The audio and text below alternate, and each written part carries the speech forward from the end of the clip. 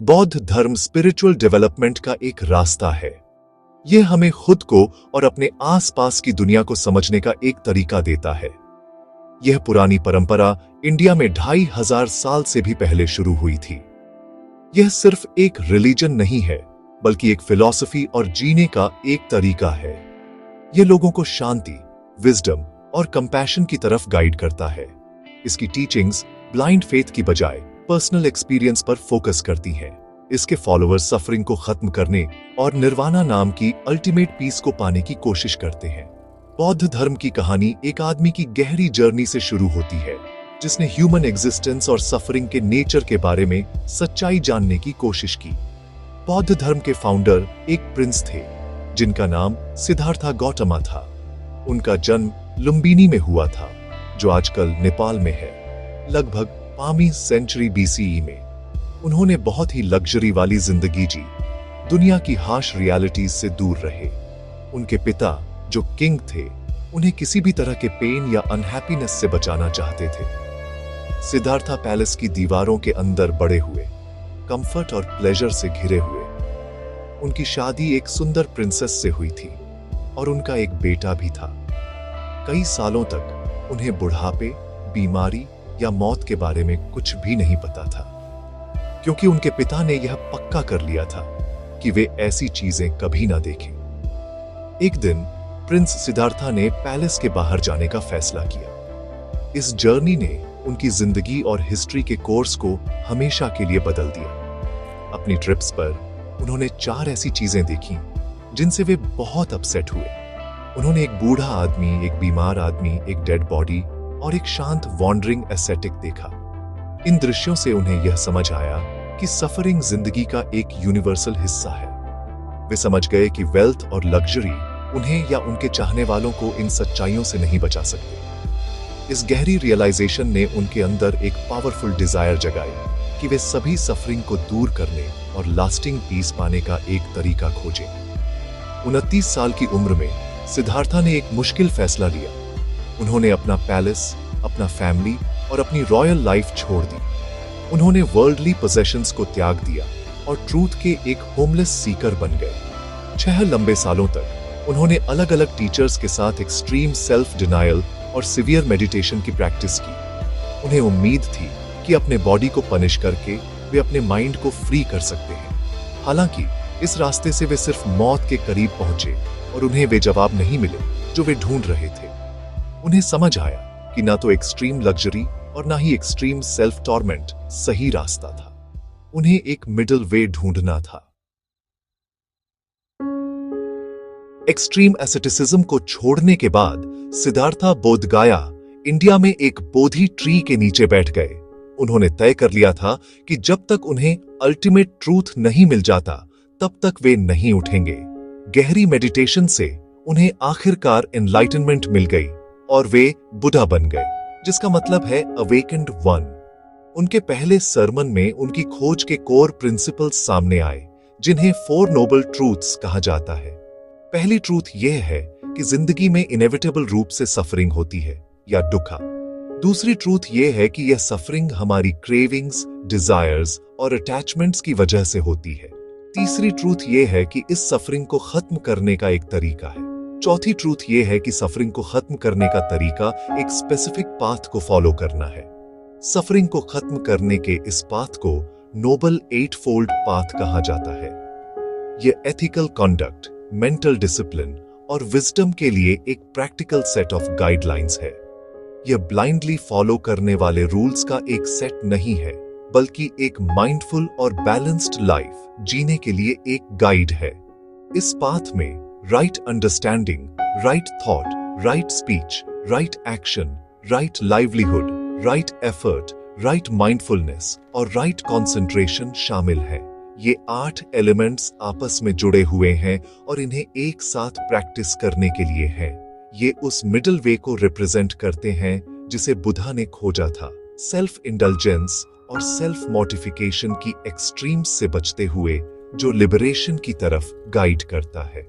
4 Nobel truths और 8-फोल्ड path के अलावा बुद्धिस्ट टीचिंग्स में 5 प्रीसेप्ट्स या 5 शील भी शामिल हैं। ये ले फॉलोअर्स के लिए फंडामेंटल एथिकल गाइडलाइंस हैं। पहला प्रीसेप्ट जिंदगी लेने से बचना है, जो सभी लिविंग बीइंग्स के लिए नॉन वायलेंस और कंपैशन को बढ़ावा देता है। दूसरा जो नहीं दिया गया है उसे लेने से बचना है, जो ऑनेस्टी और दूसरों की प्रॉपर्टी के लिए रिस्पेक्ट को बढ़ावा देता है। तीसरा सेक्सुअल मिसकॉन्डक्ट से बचना है, जो रिस्पॉन्सिबल और रिस्पेक्टफुल रिलेशनशिप्स को बढ़ावा देता है। चौथा फॉल्स स्पीच से बचना है, जो कम्युनिकेशन में ट्रूथफुलनेस और काइंडनेस को बढ़ावा देता है। पांचवा उन इंटॉक्सिकेंट्स से बचना है जो माइंड को क्लाउड करते हैं, जो क्लैरिटी और माइंडफुलनेस को बढ़ावा देता है। ये कोर प्रिंसिपल्स किसी गॉड से डिवाइन कमांड्स के रूप में नहीं दिए गए हैं। इसके बजाय ये बुद्धा के अपने एक्सपीरियंस पर आधारित प्रैक्टिकल इंस्ट्रक्शंस हैं। उन्होंने अपने फॉलोअर्स को टीचिंग्स को खुद टेस्ट करने के लिए इनवाइट किया। इसका गोल सिर्फ उन पर विश्वास करना नहीं है, बल्कि उन्हें समझना और डेली लाइफ में अप्लाई करना है। ऐसा करने से इंडिविजुअल्स धीरे धीरे अपने माइंड्स को ट्रांसफॉर्म कर सकते हैं, अपनी सफरिंग को कम कर सकते हैं और इनर पीस और विजडम को कल्टीवेट कर सकते हैं। टीचिंग्स को डिस्कवरी की एक पर्सनल जर्नी के रूप में डिजाइन किया गया है, जहां हर व्यक्ति अपनी स्पिरिचुअल प्रोग्रेस और इवेंचुअल अवेकनिंग के लिए जिम्मेदार है। बौद्ध धर्म का इंडियन सोसाइटी और उससे आगे भी गहरा और लास्टिंग इम्पैक्ट पड़ा। इसकी टीचिंग्स ने उस समय इंडिया में फैली रिजिड कास्ट सिस्टम को चैलेंज किया। बुद्धा ने सिखाया कि किसी व्यक्ति की वर्थ उसके एक्शंस और कैरेक्टर से तय होती है, ना कि उसके बर्थ से। इक्वालिटी और सोशल जस्टिस का यह मैसेज रेवोल्यूशनरी था।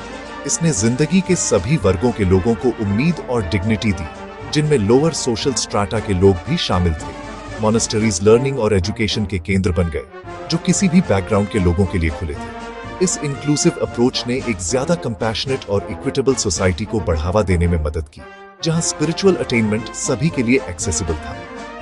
नॉन वायलेंस या अहिंसा और कंपैशन या करुणा पर जोर ने रूलर्स और किंगडम्स को प्रभावित किया। सबसे famous example 3rd century BCE में मौर्यन एम्परर अशोका का है।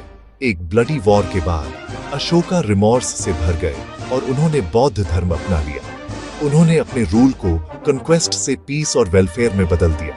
उन्होंने लोगों और जानवरों के लिए हॉस्पिटल्स बनवाए, पेड़ लगाए और कुएं खुदवाए। उन्होंने बुद्धिस्ट मिशनरीज को शांति का मैसेज दूसरे देशों में फैलाने के लिए भेजा। उनके शासनकाल को जस्ट और कंपैशनेट गवर्नेंस के एक गोल्डन ईरा के रूप में याद किया जाता है, जो सीधे बुद्धिस्ट प्रिंसिपल्स ऑफ एथिक्स और काइंडनेस से इंस्पायर्ड था।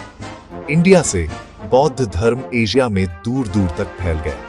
यह सिल्क रोड से चाइना तक गया और वहां से कोरिया और जापान तक ईस्ट एशिया में एक मेजर कल्चरल और स्पिरिचुअल फोर्स बन गया।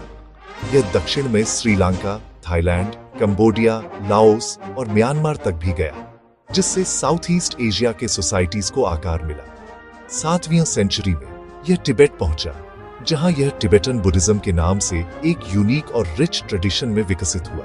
हर नई जगह पर बौद्ध धर्म ने अपनी कोर प्रिंसिपल्स को बनाए रखते हुए लोकल कल्चर के हिसाब से ढल गया, जिससे दुनिया भर में बुद्धिस्ट ट्रेडिशंस का एक डाइवर्स टेपेस्ट्री बन गया। बौद्ध धर्म का इम्पैक्ट सोसाइटी से बढ़कर इंडिविजुअल तक फैला हुआ है। यह पर्सनल ट्रांसफॉर्मेशन और साइकोलॉजिकल वेलबीइंग के लिए टूल्स देता है। मेडिटेशन की प्रैक्टिस, जो बौद्ध धर्म का एक सेंट्रल कंपोनेंट है, इंडिविजुअल्स को अपने माइंड्स को शांत करने, स्ट्रेस कम करने और ज्यादा सेल्फ अवेयरनेस विकसित करने में मदद करती है। अपने थॉट्स और इमोशंस को बिना जजमेंट के ऑब्जर्व करके लोग अपने मेंटल पैटर्न्स के बारे में इंसाइट पा सकते हैं। यह प्रोसेस इमोशनल बैलेंस, रेजिलियंस और इनर पीस की गहरी सेंस को बढ़ावा देता है। यह इंडिविजुअल्स को अपनी मेंटल स्टेट्स को कंट्रोल करने और अपने डेली लाइव्स में पेशेंस, काइंडनेस और क्लैरिटी जैसे पॉजिटिव क्वालिटीज को कल्टीवेट करने के लिए एम्पावर करता है। आज की फास्ट पेस्ड और अक्सर केओटिक दुनिया में बुद्धा की टीचिंग्स पहले से ज्यादा रेलेवेंट हैं। हम डिस्ट्रैक्शन, स्ट्रेस और एंजाइटी के युग में जी रहे हैं। माइंडफुलनेस की बुद्धिस्ट प्रैक्टिस एक पावरफुल एंटीडोट देती है। माइंडफुलनेस बिना जजमेंट के प्रेजेंट मोमेंट पर ध्यान देने का सिंपल एक्ट है। यह हमें धीमी गति से चलने और अपने इमीडिएट एक्सपीरियंस से जुड़ने सिखाता है। चाहे हम खा रहे हों, चल रहे हों या काम कर रहे हों। ये प्रैक्टिस स्ट्रेस कम कर सकती है, फोकस सुधार सकती है और जिंदगी के लिए हमारी अप्रिसिएशन बढ़ा सकती है। यह हमें फ्यूचर के बारे में कांस्टेंट वरी और पास्ट के बारे में रिग्रेट के साइकिल से मुक्त होने में मदद करती है। कंपैशन और नॉन वायलेंस के कोर बुद्धिस्ट वैल्यूज हमारे ग्लोबल कम्युनिटी के लिए एक वाइटल मैसेज देते हैं। एक ऐसी दुनिया में जो अक्सर कॉन्फ्लिक्ट, प्रेजुडिस और इनइक्वालिटी से बंटी हुई है, यूनिवर्सल काइंडनेस की जरूरत बहुत ज्यादा है। बौद्ध धर्म सिखाता है कि सभी बीइंग्स खुश रहना चाहते हैं और सफरिंग से बचना चाहते हैं। यह अंडरस्टैंडिंग करुणा या कंपैशन का आधार बनती है। यह हमें एम्पैथी के साथ काम करने और जरूरतमंदों की मदद करने के लिए इनकरेज करती है, जिससे शेयर्ड ह्यूमैनिटी की भावना बढ़ती है। अहिंसा या नॉन हार्मिंग का सिद्धांत हमें कॉन्फ्लिक्ट्स को शांतिपूर्वक हल करने और इस तरह से जीने के लिए गाइड करता है जो सभी जीवन और नेचुरल एनवायरनमेंट का सम्मान करता है। इसके अलावा बुद्धिस्ट फिलॉसफी क्रिटिकल थिंकिंग और पर्सनल इंक्वायरी को बढ़ावा देती है। बुद्धा ने अपने फॉलोअर्स को अपनी टीचिंग्स को ब्लाइंड फेथ पर स्वीकार न करने की सलाह दी, बल्कि उन्हें खुद जांचने के लिए कहा। क्वेश्चनिंग और डायरेक्ट एक्सपीरियंस पर यह जोर मॉडर्न साइंटिफिक माइंडसेट के साथ अच्छी तरह से मेल खाता है। आज कई लोग एक स्पिरिचुअल पाथ की तलाश में हैं जो रैशनल, प्रैक्टिकल और एक्सपीरियंस पर आधारित हो, न कि डॉगमा पर। बौद्ध धर्म ऐसा ही एक रास्ता देता है जो माइंड और रियलिटी के नेचर को एक्सप्लोर करने के लिए एक फ्रेमवर्क देता है जो प्रोफाउंड और किसी भी कल्चरल या रिलीजियस बैकग्राउंड के लोगों के लिए एक्सेसिबल है। आखिर में बौद्ध धर्म ह्यूमैनिटी के लिए विजडम का एक टाइमलेस सोर्स बना हुआ है। सफरिंग को समझने और खत्म करने पर इसका फोकस, एथिकल लिविंग और मेंटल कल्टीवेशन के लिए इसका प्रैक्टिकल पाथ और पीस और कंपैशन का इसका यूनिवर्सल मैसेज दुनिया भर के लाखों लोगों को प्रभावित करता रहता है। यह मॉडर्न लाइफ की चुनौतियों से निपटने और माइंड और हार्ट के क्वालिटीज को कल्टीवेट करने के लिए एक क्लियर गाइड देता है जो लास्टिंग हैप्पीनेस की तरफ ले जाता है। बुद्धा की टीचिंग्स का पॉजिटिव इम्पैक्ट न केवल उन पीसफुल ट्रेडिशंस में देखा जा सकता है जिन्हें इसने इंस्पायर्ड किया है, बल्कि उन अनगिनत इंडिविजुअल्स के जीवन में भी देखा जा सकता है जिन्होंने इस एंशिएंट पाथ पर चलकर क्लैरिटी, पर्पस और इनर पीस पाया है।